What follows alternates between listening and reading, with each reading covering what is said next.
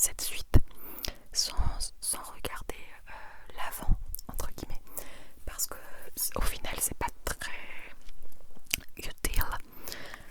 En fait, bon, vous allez peut-être un peu rien comprendre, mais en vrai ça va. Et de toute façon, les mots vont vous relaxer et de toute façon vous allez quand même vous prendre dans l'histoire, etc.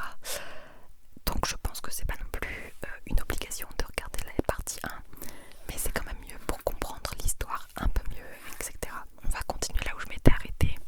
Je sais pas si je ferai une troisième partie ou si je réussirai à tout lire maintenant. Je pense que je devrais faire une troisième partie. Donc je vous montre juste le livre. C'est celui-là.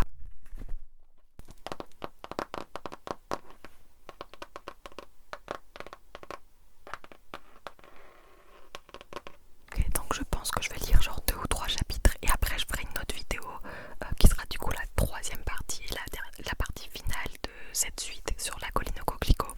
Vous avez été vraiment nombreux à me demander de faire une partie 2, donc j'espère que ça va vous plaire. Donc c'est parti. On va continuer là où on s'était arrêté. Le grand débat. Le lendemain matin, au coquelicot, mademoiselle Hirokishi n'était pas descendue prendre son petit déjeuner. Oumi, inquiète, alla frapper à la porte de sa chambre. « Je peux entrer ?» Pas de réponse. Oumi fit alors un... Je suis jamais centrée, moi c'est une dinguerie.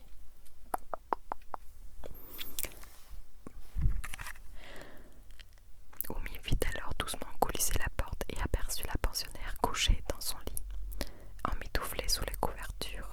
« J'entrevois ce que tu as, prévint-elle avant de se hasarder à pénétrer dans la pièce. Des carnets de croquis jonchaient les tatamis. Des pinceaux et des tubes de couleur étaient éparpillés. Quelle pagaille! Sur un chevalet, adossé à la cloison, était posée une grande peinture. Le tableau multicolore représentait le lever de soleil sur une mer scintillant de 1000 feux. Incroyable, pensa la visiteuse. Subjuguée, la jeune fille s'avançait à pas feutrés de plus en plus près de l'œuvre quand mademoiselle Hiro ouvrit soudain les yeux. « C'est pas bien, c'est jamais des bonnes teintes quand on peint de nuit, » s'irrita l'artiste à demi réveillé.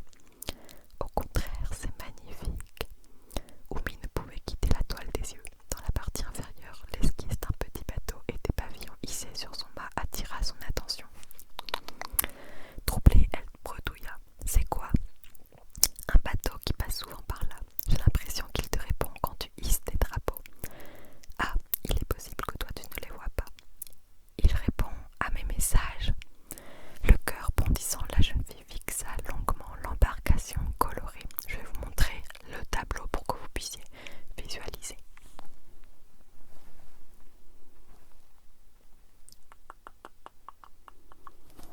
Voilà. À cause du tableau, Oumi n'avait pas vu le temps passer et ce matin-là, elle dut courir jusqu'au lycée pour ne pas être en retard. À peine arrivée, elle logea en hâte ses affaires dans son casier. Au même moment, Jun s'engouffrait dans le hall. « Bonjour, claironna-t-il. Bonjour, comment ça va? J'ai tout imprimé. Tu as une belle écriture. » Tout en félicitant son ami, le garçon lui tendit un exemplaire fraîchement imprimé. Les deux lycéens se dirigèrent ensuite sans tarder vers les salles de classe. Alors qu'ils grimpaient l'escalier, la jeune fille demanda: « Si je peux aider pour quoi que ce soit d'autre, tu n'hésites pas, demande-moi. » « Je ne me gênerai pas. Je pourrais vous être utile à condition de ne pas rentrer trop tard le soir. Dans ce cas, je te passerai des stencils, comme ça. Tu pourras découper à la maison. Bonne idée. » Avant de quitter son ami pour rejoindre sa classe, Jun ajouta: « Il y a une nouvelle assemblée générale après les cours. Ça te dirait d'y assister? » « Ce soir, je ne pourrai vraiment pas. Je suis désolée. » Après les cours, tandis qu'une ribambelle de lycéens s'acheminait vers la salle de conférence où devait avoir lieu la réunion, Oumi, quant à elle, prit le chemin pour rentrer à la pension. Elle passa devant l'étal du poissonnier qui l'interpella. « J'ai du magnifique carlet aujourd'hui. » La jeune fille ne s'attarda pas à inspecter la marchandise et l'achat. « D'accord, je vais leur faire ça ce soir. Ta mère n'est toujours pas rentrée ?» s'enquit le commerçant. « Toujours pas. » Oumi lui avait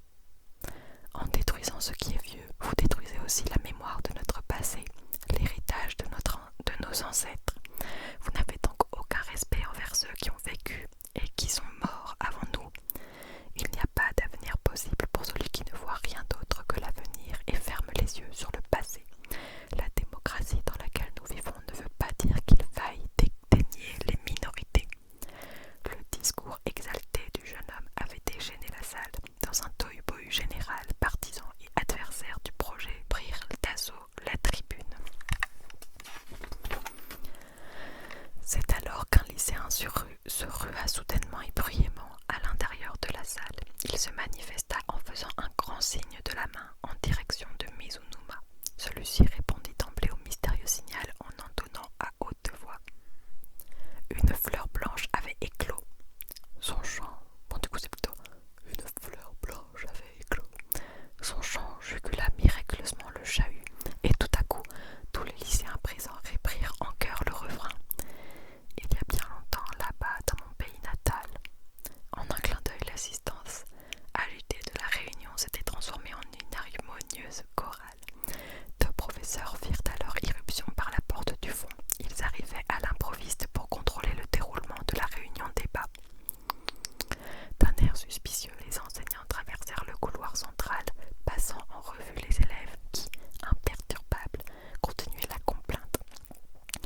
Sur l'estrade, les trublions, qui, peu avant, s'empoignaient en pagaille, se tenaient désormais sagement par les épaules, jaloupant au rythme de la mélopée. Et les deux inspecteurs s'interrogèrent du regard, puis, rassurés quant à la quiétude du lieu, ils s'éloignèrent sans un mot. Après la réunion, Oumi rentrait chez elle d'un pas pressé quand elle fut rattrapée par Shun. Il portait sous le bras une plaque à lime et du stencil. Le jeune homme lui demanda « Alors, comment tu as trouvé ?» Fascinant, fascinant de voir à quel point tout le monde est passionné. Les débats sont toujours comme ça. Il prit tout à coup un air grave et poussant un sourire, ajouta « La quasi-totalité pense que le bâtiment devrait être démoli. La bataille de Mizunuma est perdue d'avance. » La jeune fille avait à ce sujet une proposition à faire. « Peut-être que vous devriez nettoyer un peu cette bâtisse. Elle est vieille, mais le bâtiment est absolument magnifique. Remettons-le à neuf. Invite les filles à participer. Moi, je suis persuadée qu'elles trouveront cet endroit magique. Moi-même, je le trouve magique. » L'idée laissa le rédacteur en chef dubitatif. « Tu as peut-être raison, mais les camarades disent que la poussière fait partie de l'histoire de la bâtisse. » Tout en discutant, les deux amis marchaient côte à côte sur le chemin qui descendait des hauteurs de la falaise. Tu sais, tes pronostics pour la physique-chimie ont du succès, et tout le monde attend les pronostics des examens de maths. Moi la première. Shun avait déjà reconduit son amie jusqu'à mi-chemin quand il s'arrêta. Il lui donna les outils pour qu'elle puisse préparer les feuilles du tirage de journal. « Merci infiniment pour ton aide. À bientôt, Oumi, lança-t-il en faisant demi-tour vers le lycée. Oumi continua à descendre la pente en direction de la pension. Après quelques pas, le lycéen fit soudainement volte-face et héla une dernière fois la jeune fille. « Merci !» Surprise, Oumi se retourna à son tour. La silhouette du garçon se découpait dans le ciel rougeoyant. Le bras levé bien haut au-dessus de sa tête, il faisait un grand signe d'au revoir. Oumi lui répondit en agitant la main. Elle resta ensuite un long moment immobile, accompagnant Shun du regard aussi loin que possible. Elle sentit son cœur se remplir de bonheur. Dès qu'elle fut rentrée, Oumi prépara le dîner pour toute la pension, et une fois le repas puis la vaisselle terminée, elle nettoya soigneusement la table de salle à manger pour s'y installer. La jeune fille commença la transcription sur le stencil. À côté d'elle, Sora, donc Sora c'est sa sœur, assise sur le canapé, racontait la réunion débat de l'après-midi à Mademoiselle Rokuto. Ils se sont tous mis à chanter en chœur. Les professeurs en sont restés bouche bée et ils sont repartis. Ah, le quartier latin, que de souvenirs, s'esclaffa le pensionnaire. Tu sais que Mizunuma, le président des étudiants, est le petit frère de quelqu'un qui était dans ma classe. Et son grand frère était une sorte de génie lui aussi. Pas son grand frère, mais sa sœur. Elle étudie pour être astrophysicienne.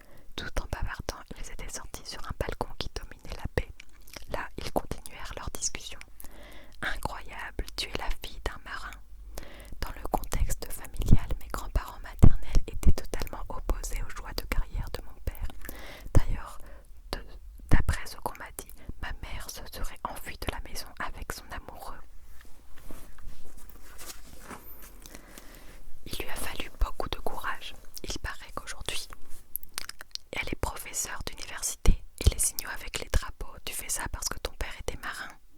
À ces mots, Oumi fixa l'horizon et dit: c'est lui qui me l'a appris. Je l'ai hisse depuis toute petite. Je fais ça tous les jours. Au début, c'était pour guider mon père quand son bateau se rapprochait des côtes, pour lui éviter de se perdre. Je les accrochais sur la corde à linge, jusqu'à ce qu'il entre dans la rade et arrive à quai. Je n'ai jamais manqué de le faire, pas un seul jour. Et puis, pendant la guerre de Corée, son navire a coulé et mon père n'est jamais revenu. Mais moi, je n'ai jamais cessé de hisser les drapeaux.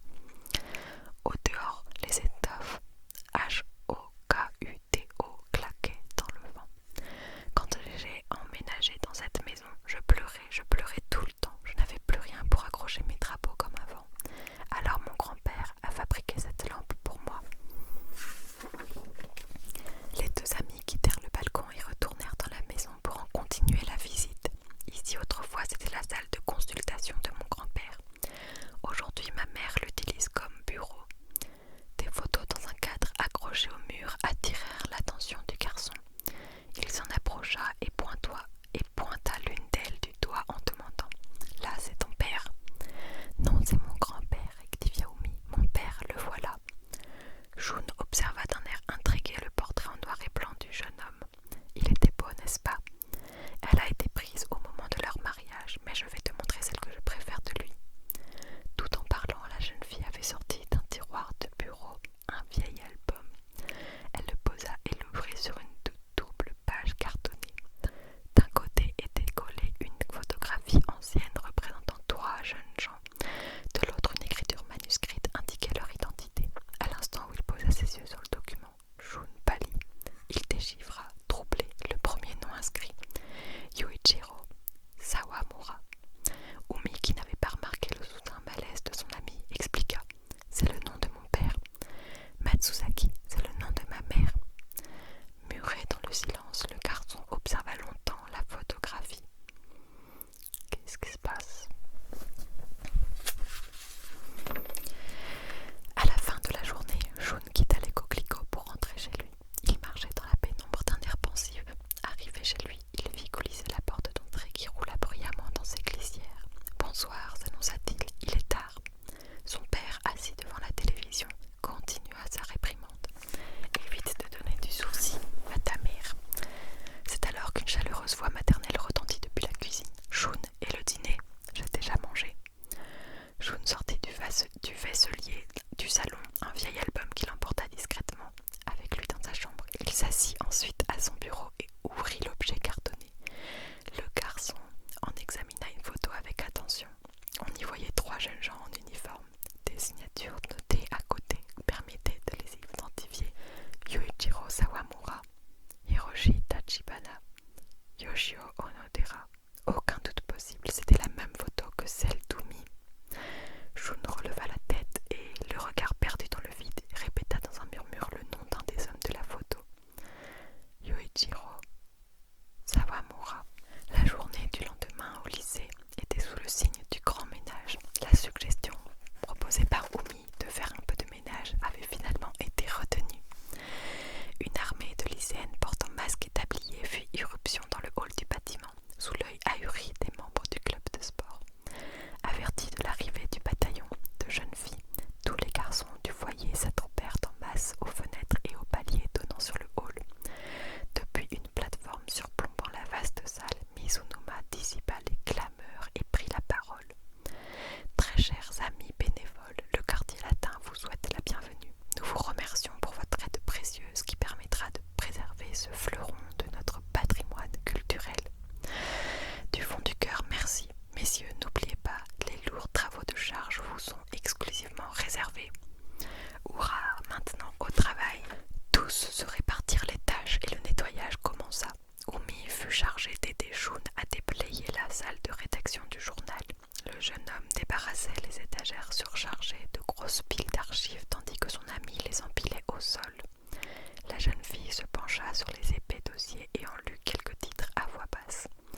Maths première année, maths deuxième année, de vieilles copies d'examen. On s'en sert pour nos pronostics et précisa Jun. L'examen de mademoiselle Okuto, 20 sur 20. Le garçon sauta de la table sur laquelle il se tenait debout et jeta un œil curieux par-dessus l'épaule d'Oumi. Leurs corps se frôlèrent, la jeune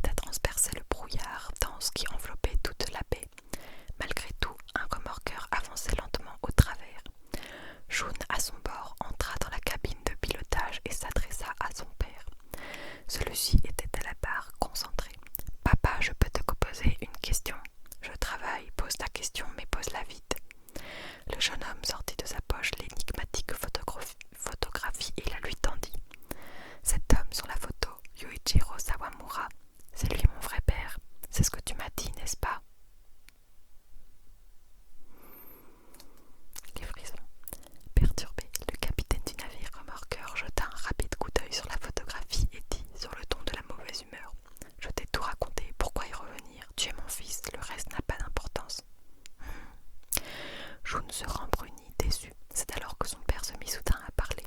Ce soir-là, le vent soufflait très fort. Sawamura est venu chez nous avec un nourrisson dans les bras. C'était toi. Il avait ton extrait de naissance. Ma femme et moi, nous venions de perdre notre propre enfant. Ta mère s'est précipitée pour te prendre dans ses bras. Elle t'a allaité. Tout en tenant le gouvernail, le père de Jun poursuivit son récit, les yeux rivés au loin. Sawamura était un bon marin.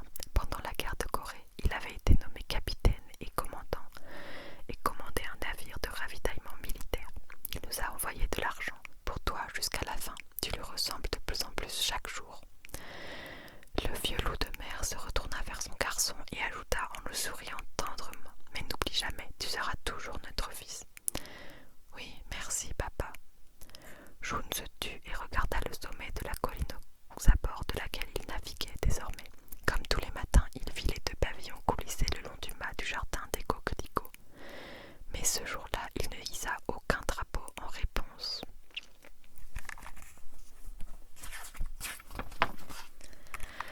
Dès qu'elle eut monté ses signaux maritimes, Umi courut à l'étage de la pension et se précipita dans la chambre de mademoiselle Hirokoji.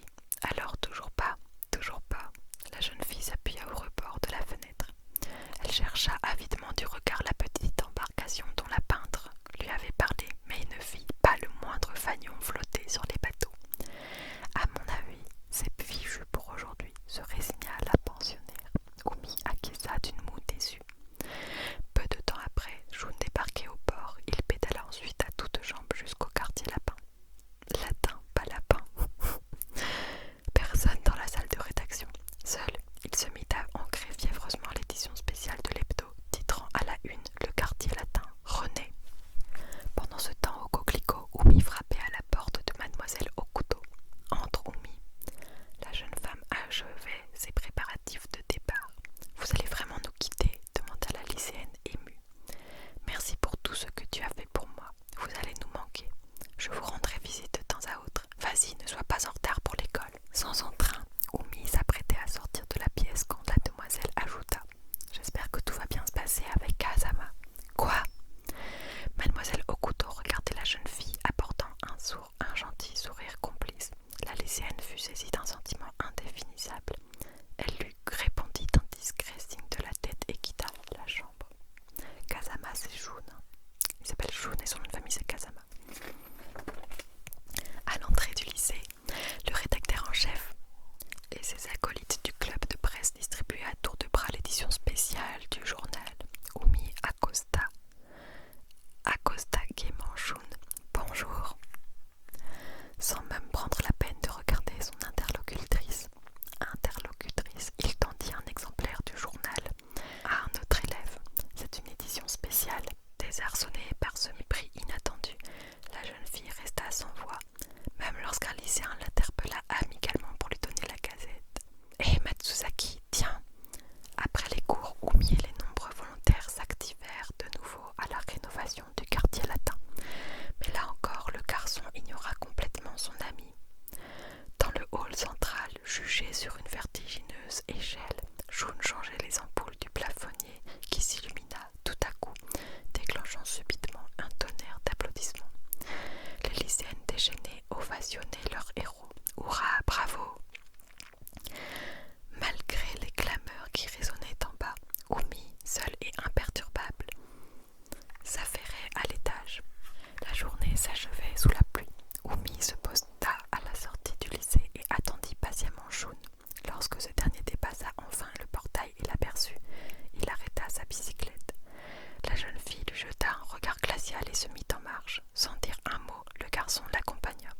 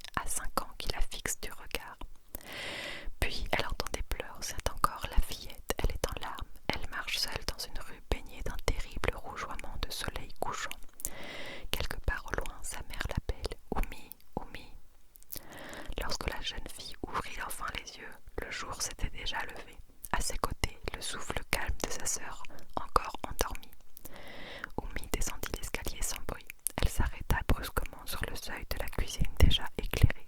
Sa mère était là, face à la fenêtre, et préparait le petit déjeuner. « Bonjour Oumi, tu as bien dormi ma chérie ?»« Maman, tu es rentrée. Qu'est-ce que tu racontes? Je ne suis jamais partie. »« Oumi, je vais hisser les drapeaux. » Là on est dans un flashback. Ok. Oumi, je vais hisser les drapeaux. Tu viens m'aider? Et là, qui dit ça, c'est le père de Oumi. Hypnotisée par la voix, elle marcha dans sa direction. Dans le halo d'une lumière vive, son père, debout devant elle, tenait entre ses mains les deux pavillons. Papa, cette fois-ci, je vais rester très longtemps à la maison. Son père se mit à rire gentiment et la jeune fille se précipita sur lui. Il serra fort sa fille contre sa poitrine et dit « Comme tu as grandi ».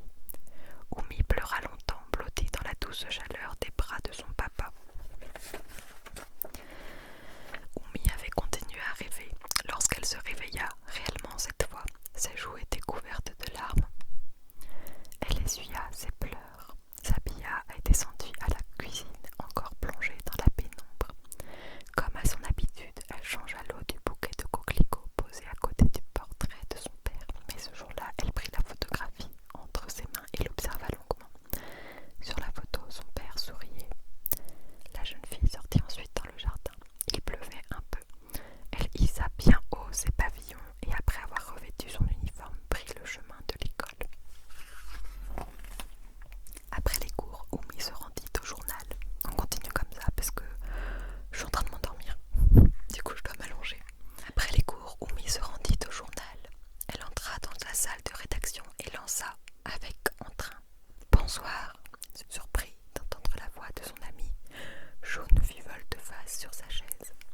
Qu'est-ce que je peux faire de plus pour vous aider? Demanda immédiatement la jeune fille. Surpris par l'enthousiasme inaltéré de son ami, le garçon se redressa d'un bond et saisit une pile d'articles manuscrits. Il dit froidement: Tu veux bien t'occuper de ça? D'accord. Oh, l'ombre chinoise. Ouf, ouf. Oumi regarda Shun droit dans les yeux et demanda: Tu peux m'accorder 2 jours pour le faire? Oui, ça nous rendra bien service, merci infiniment.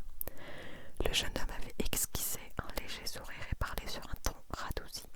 Les 2 lycéens se saluèrent lorsqu'elle eut fermé derrière elle la porte de la salle. Oumi s'immobilisa un instant et poussa un soupir. En vrai, non, vaut mieux que j'arrête maintenant en vrai. Vas-y, j'arrête maintenant. Donc j'espère que cette vidéo vous aura plu, qu'elle vous aura endormi et intéressé, et que l'histoire